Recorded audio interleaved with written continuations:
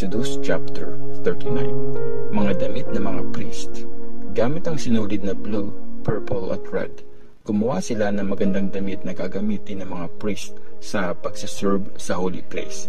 Ginawa nila ang damit na pang-priest ni Aaron ayon sa utos ni Lord kay Moses. Ginawa nila ang ephod gamit ang gold, makinis na telang linen, sinulid na blue, purple at red. Pinitpit nila ang maninipis na gold at pinagputol-putol nila ito na parang sinulid. Sinama nila ang mga ito sa mga sinulid na blue, purple at red at sa makinis na telang linen para gumawa ng mahusay na design. Gumawa sila ng dalawang malapat na strap na kinabit sa ephod para pagdugtungin ang harap at likod ng damit.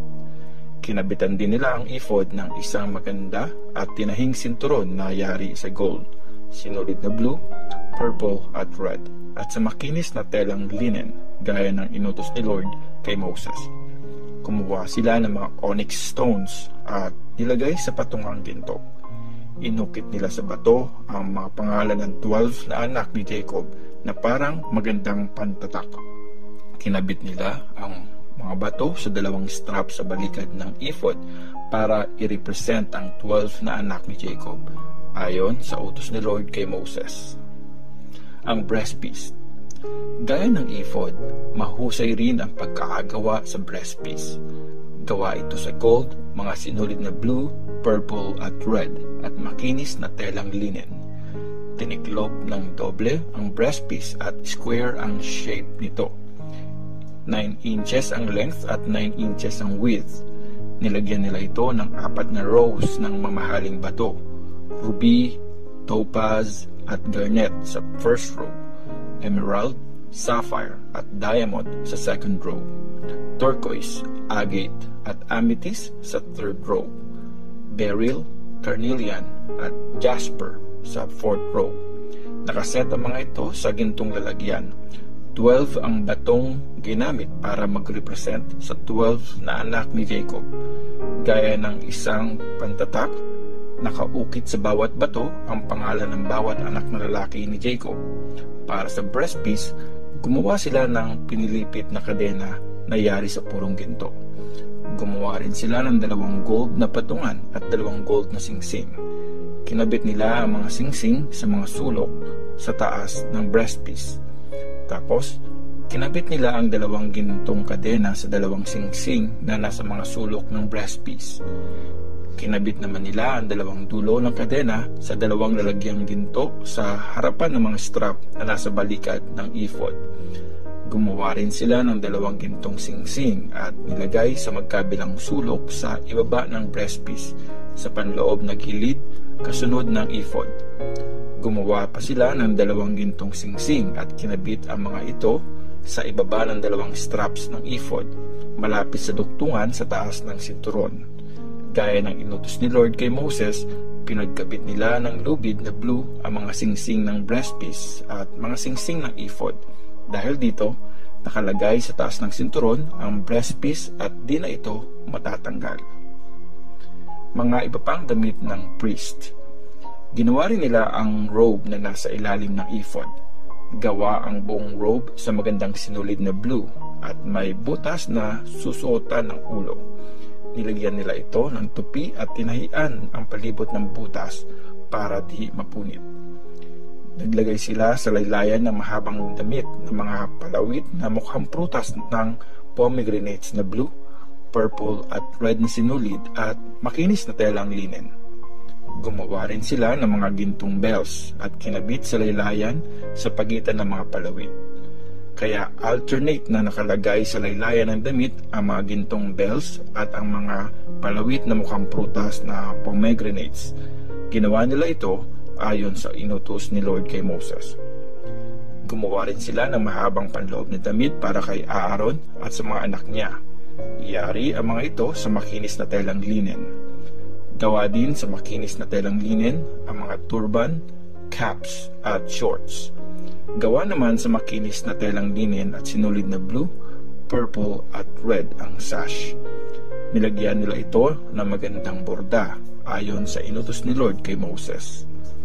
Gumawa sila ng dekorasyong purong ginto para sa turban at may nakaukit na mga salitang dedicated para kay Lord. Tinali nila sa harapan ng turban ang palamuti gamit ang blue na tali ayon sa inutos ni Lord kay Moses. Natapos ang paggawa sa banal na tent. Natapos na ang lahat ng trabaho sa banal na tent. Ginawa ng mga Israelites ang lahat ng inutos ni Lord kay Moses. Dinala nila kay Moses ang banal na tent at lahat ng gamit nito, mga hooks, mga frames, mga biga, mga haligi at mga patungan nito. Ang mga pantakip na gawa sa balat ng lalaking tupa na kinalayan ng red, ang leather at ang kurtina, ang box ng kasunduan, mga pangbuhat nito at ang cover. Dinala rin nila ang mesa at ang mga gamit nito, ang tinapay na panghandog sa Diyos, ang lampstand na yari sa purong ginto, ang mga lamp at ang mga gamit nito, at ang oil para sa mga lamp, ang gintong altar, ang anointing oil, ang mabangong insenso at ang kurtina para sa entrance ng banal na tent. Dinala rin nila ang bronze na altar, pati na ang parilyang bronze, ang mga pangbuhat at lahat ng mga gamit ng altar, ang malaking palangganang bronze at ang patungan nito, mga kurtina para sa courtyard, mga poste at mga patungan nito, mga kurtina sa entrance ng courtyard, ang mga lubid at mga tulos nito, at ang lahat ng mga gamit sa pagsiserve sa loob ng banal na tent. Pinakita rin nila ang mga damit ng mga priest na napakaganda ng pagkakatahi at isusuot pag magsiserve sa holy place. Ang mga banal na damit ni Aaron at ang mga damit ng mga anak niya na gagamit nila sa pagsiserve bilang mga priest. Ginawa ng mga Israelites ang lahat ng trabaho ayon sa mga inutos ni Lord kay Moses. Isa-isang chinek ni Moses ang mga ginawa nila at nang maayos nga nilang nagawa ang mga ito ayon sa mga utos ni Lord, blines sila ni Moses. Exodus chapter 40. Ang pagtatayo at pagdedicate sa banal na tent. Sinabi ni Lord kay Moses, sa unang araw ng unang buwan, itayo mo ang banal na tent. Ilagay mo sa loob nito ang box ng kasunduan na pinaglalagyan ng 10 Commandments at takpan mo ng kurtina ang box.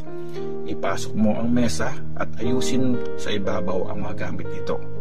Ipasok mo rin ang lampstand at ayusin ang mga ilaw nito. Ilagay mo ang gintong altar na sunugan ng insenso sa harap ng box ng kasunduan at isabit mo ang kurtina sa entrance ng banal na tent. Ilagay mo sa harap ng entrance ng banal na tent ang altar para sa handog na susunugin. Ipwesto mo ang palanggana sa pagitan ng banal na tent at ng altar. Tapos, lagyan mo ito ng tubig. Itayo mo ang palibot ng courtyard at isabit mo ang kurtina sa entrance nito. Tapos, buhusan mo ng anointing oil ang banal na tent at ang lahat ng nasa loob nito. Sa ganitong paraan, dinedicate mo ang banal na tent at ang lahat ng gamit nito para maging banal. Ganito rin ang gawin mo sa altar para sa handog na susunugin at ang lahat ng gamit nito para maging ganap na banal din ang mga ito. Ganito mo rin i-dedicate ang palanggana at ang patungan nito. Tapos, dalhin mo si Aaron at ang mga anak niya sa entrance ng banal na tent at paliguan mo sila roon ayon sa ritual. Isuot mo kay Aaron ang damit na pang-priest. I-anoint at i-dedicate mo siya para makapag-serve siya sa akin bilang priest. Dalhin mo rin sa entrance ng banal na tent ang mga anak ni Aaron at suotan mo sila ng damit na panloob.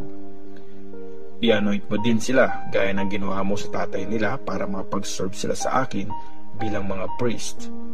Dahil sa pag-anoint na ito sa kanila, forever na silang magiging priest, pati na ang mga susunod nilang generations. Ginawa ni Moses ang lahat ng inutos ni Lord sa kanya. Tinayo nila ang banal na tent sa unang araw ng unang buwan ng 2nd taon after umalis ng mga Israelites sa Egypt. Nilagay ni Moses ang mga patungan nito, kinabit ang mga frames, nilagay ang mga biga at tinayo ang mga haligi. Nilatagan niya ng kurtina ang ibabaw ng banal na tent at nilagyan ng takip ang ibabaw nito, gaya ng inutos ni Lord sa kanya. Tapos, kinuha ni Moses ang 2 stone tablets at pinasok sa box ng kasunduan. Sinuot niya sa mga suksukan nito ang mga kahoy na pangbuhat sa box at nilagay ang cover sa ibabaw nito. Ipinasok niya ang box ng kasunduan sa banal na tent at nilagyan ng kurtina ayon sa utos ni Lord sa kanya. Nilagay ni Moses ang mesa sa loob ng banal na tent sa bandang north sa labas ng kurtina at pinatong niya sa mesa ang tinapay na i-offer kay Lord gaya ng inutos ni Lord. Nilagay niya ang lampstand sa loob ng banal na tent sa bandang south sa tapat ng mesa. Tulad ng inutos ni Lord, sinindihan niya ang mga ilaw sa harapan ni Lord. Nilagay niya ang gintong altar sa loob ng banal na tent sa harapan ng kurtina at nagsunog siya ng mabangong insenso gaya ng utos ni Lord sa kanya. Kinabit niya ang kurtina sa entrance ng banal na tent. Nilagay niya rin ang altar para sa handog na susunugin. Tapos, nag-offer siya rito para sa handog na susunugin at mga offering na butil gaya ng inutos ni Lord sa kanya. Nilagay rin ni Moses ang palanggana sa pagitan ng tent at ng altar. Tapos, pinuno niya ito ng tubig. Naghugas doon ng kamay at paa sina Moses, Aaron at ang mga anak niya. Sa tuwing papasok sila sa tent o lalapit sa altar, naghuhugas sila doon ayon sa utos ni Lord. Pinalibutan niya ng kurtina ang banal na tent at ang altar. Tapos, sinabitan niya ng kurtina ang entrance ng courtyard. So, natapos ni Moses ang lahat ng pinapagawa sa kanya. Ang ulap at ang banal na tent. After magawa ang banal na tent, tinakpan ito ng ulap at nabalot ito ng glory ni Lord. Dahil dito, hindi makapasok si Moses sa loob ng banal na tent kasi nag-stay ang ulap sa ibabaw nito at napuno ng glory ni Lord ang tent. Tuwing tumataas ang ulap mula sa ibabaw ng banal na tent, umaalis ang mga Israelites sa camp nila at naglalakbay silang sumusunod sa ulap. Nag-i-stay sila sa lugar nila hanggat di tumataas ang ulap. Sa buong panahon ang paglalakbay ng mga Israelites, nasa ibabaw ng banal na tent ang ulap pag-araw at apoy naman paggabi. Ito ang proof na kasama nila si Lord.